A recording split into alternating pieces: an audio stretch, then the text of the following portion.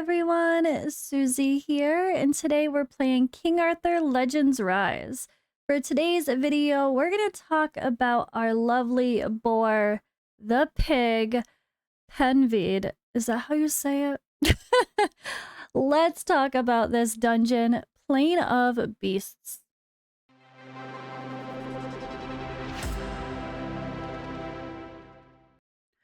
Alright, so this is the one that gives you hero advancement resources, which are great. You can use them, you can synthesize them from one level to get higher levels. But yeah, this is a pretty interesting dungeon. You can see the information here in-game for what it suggests. So like, recommended heroes, let's actually read this. So this is one quick tip in case you didn't even notice. They actually do a pretty good job giving you suggestions. There's this button here, and then there's clear rankings. But that's not doing anything yet. I don't know if it will. But PENVEID uses a barrier to protect itself, which has to be hit many times to break. It's important to quickly destroy the barrier using heroes that hit multiple times if you want to deal damage. So Tristan is one that I got right away, and then we got the free one as well. He hits 3 times there, 2 times there, and then just 1 there, but pretty solid. There's actually, I think she hits pretty well too. 5 times with her basic attack, right? 4 times there, 4 times there. So K is really great for this. There was someone else I found that I really can't even remember at the moment. That I was surprised with that I thought would make a really fun addition for this. I'm gonna see if it comes to mind. But they also talk about these additional attack type heroes. These are gonna be people that maybe bring like the co-op ally attack type mechanic, or maybe boost someone's attack gauge like she does, or reduces the attack gauge of the enemy, I guess. But yeah, does she have a co-op? I don't think so. No. So that's interesting. Maybe one of her other skills. Attacks 1 random enemy. Oh, when using skill 2. So she gets like an extra attack. Okay, that's why. I get it. Okay, so this is the basics, right? It's people that are good against single target with multi-attacks. But what I really wanted to show was actually something that the game provides that a lot of people probably haven't even looked at. Alright, and that's here in the forums. We have a power-up dungeon, Plain of Beasts, PENVEID. People call it the pig as well. It's a wild boar, so I'm sure you're going to see different things. But there's this CM tips section. So let's read to see what they have to say. Why not learn from the game itself? And I do want to cover this sort of stuff because it's just more great places for information. And yeah, not a lot of people probably even go into these forums or want to. So you can just listen to me blabber about it instead. Alright, summary. Obtain resources to advance your heroes in this dungeon. Include in your team heroes with multiple hit attacks to counter the barrier. PENVEID's attack is reduced if its tusks are broken. Alright, so first power-up dungeon, Plain of Beasts. It's where you can obtain mana orbs, the item used to advance heroes. Clearing this dungeon is essential to increase your hero's default stats and star level. Boss hunt. Alright, so is skill 1 here. Grants a 12-hit barrier for 5 turns. Fully recharges attack gauge. Barrier blocks hits equal to the barrier count and increases defense by 2%.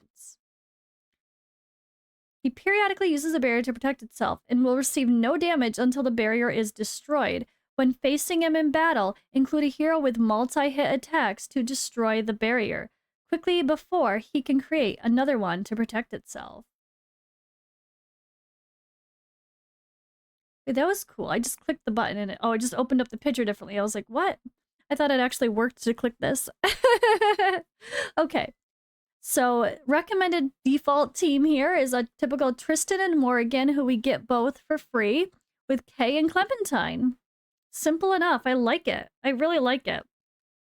I think Kay is better than at first I really liked her, but then I saw some people crapping on her in the Discord, but I think they're probably wrong. Alright, so destroy the barrier quickly with Tristan and Kay's multi-hit attacks. Apply damage taken increase 2 effect through Morgan's second attack skill.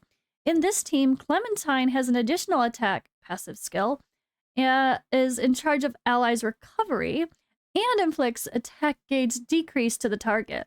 So the attack gauge, or like the turn meter of the boss, can actually be decreased, which is not usually the case. A lot of times in games, the bosses are immune to turn meter or ultimate gauge or attack gauge influences. So I didn't even, when I read that, I didn't think that mattered because I didn't think the boss could actually get its attack gauge decreased, but apparently it can. At least this one. Unless this is just wrong. All right, recommended team with more support. Merlin added instead of Morgan. So a stronger and more stable team formation could include Merlin to the recommended team default. The chance of charging the attack gauge through Merlin's Frozen Remains effect and multiple hit in this deck allow you to destroy the barrier faster and battle more efficiently. There you go. I like it. Frozen Remains. When hit, grants a damage taken decrease to the attacker for 1 turn. Grants DOT immunity to the attacker for 2 turns. 50% chance to recharge the attacker's attack gauge by 30%. So yeah, that's really perfect, right? I didn't even think about him for this, but that totally makes sense. All right, recommended team advanced. So this is with Tristan, Merlin, Clarison, and Gillian. The advanced recommended team replaces rare heroes Kay and Clementine with legendary Clarison and Gillian from the support formation. This team ensures firepower and stability with additional attack buff to allies, attack gauge decrease, and ally team recovery. So I'm pretty sure at this point, at least, Gillian is the best healer in the game. So that's why she's recommended. All right, bonus tip. PENVEID has no element, and the plane of beasts begin without any environmental effect applied. The number of attacks that can be blocked by the barrier increases according to the plane of beasts tier. The dungeon is unlocked after the battle on Chapter 2 main story, 2-7 normal difficulty. So if the battle begins with no environmental effect applied, you can bring in people that Turin that choose to change the environmental effect when the battle starts, which is really cool if it can benefit your team, right? I like that. All right, and we do have a clip of the battle play. So I was going to do that myself, but I might as well just let this play.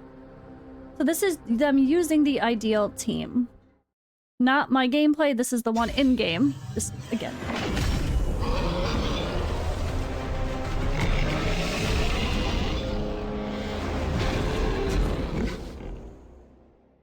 Love it. Alright, so who are they starting with? It's loud. Sorry.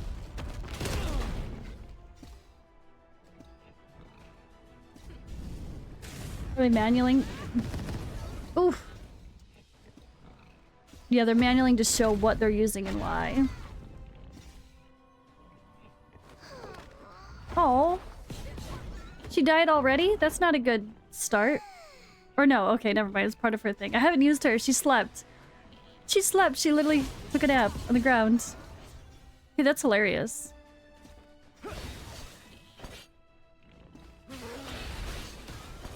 Right tusk, left tusk, and the main. So a little bit of AoE with someone like Kay is actually pretty helpful because she attacks multiple times, but also to multiple enemies. So I like that.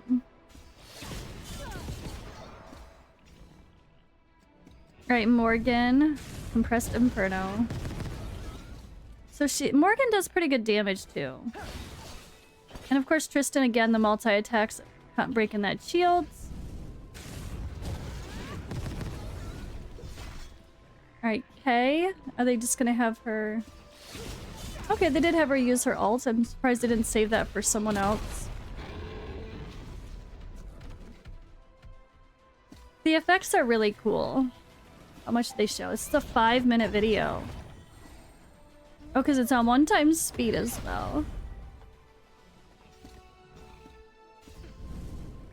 They have Morgan using Compressed Inferno like every time. It's interesting. Okay, ultimate. The left tusk is almost down, so then it will start to ramp up after that. Maybe we hit this to go at a faster speed? Let's do that. 2 times speed, because they're not playing it at 2 times speed. Okay. Again, they're focusing Kay's ultimate a lot. And Morgan's second skill. Okay, for once they actually charged up. As I say that, they finally changed the strategy.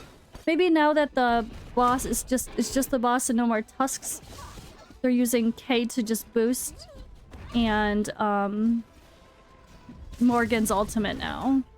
Because it does a lot better damage. That makes sense. I get it. Okay. Morgan and Tristan's ultimate. Kay using her basic to increase the vigor. Yeah. And then healing as needed with our little healer. Trying to make sure Tristan has his... Yeah, Tristan seems solid for this. I like it.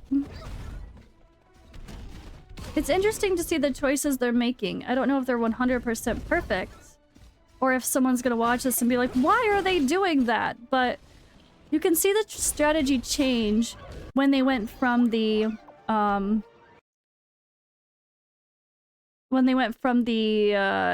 dealing with the tusks to not, right? I think that's really interesting. But yeah, really, really cool boss. And I do love that they have these suggestions. So they make it really easy to read through the boss's skills. If there's passives, they show it. They show here that he, let's see, skills cannot inflict abnormal status effects on this target. So he is immune to, like, the control type effects. But yeah, it doesn't say that he's immune to turn meter or attack gauge manipulation. So I'm glad that that's actually very clear. And then the suggestions are here right in game as well. Again, right here. I feel like there was one more spot where they... Oh yeah, when you go to do it, you can actually have it auto set and tell you who you should use. So look at, they're literally suggesting the second team that they showed instead of Morgan using Merlin. So there's literally the suggested team. But as you can see, my Clementine is level 1, so I wouldn't use her in this case. But yeah, this team that I was using is not ideal. Obviously, I'm still very early. I didn't push this like crazy yet.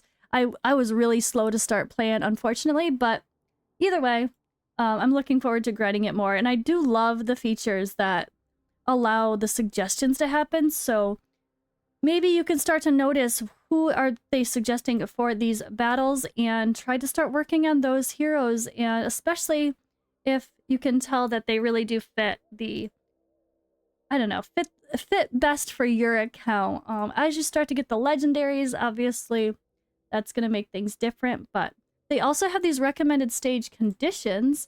So they say like what level you should be at and what equipment level you should be at to succeed. Personally though, like I did the other battle with that's like was level 35.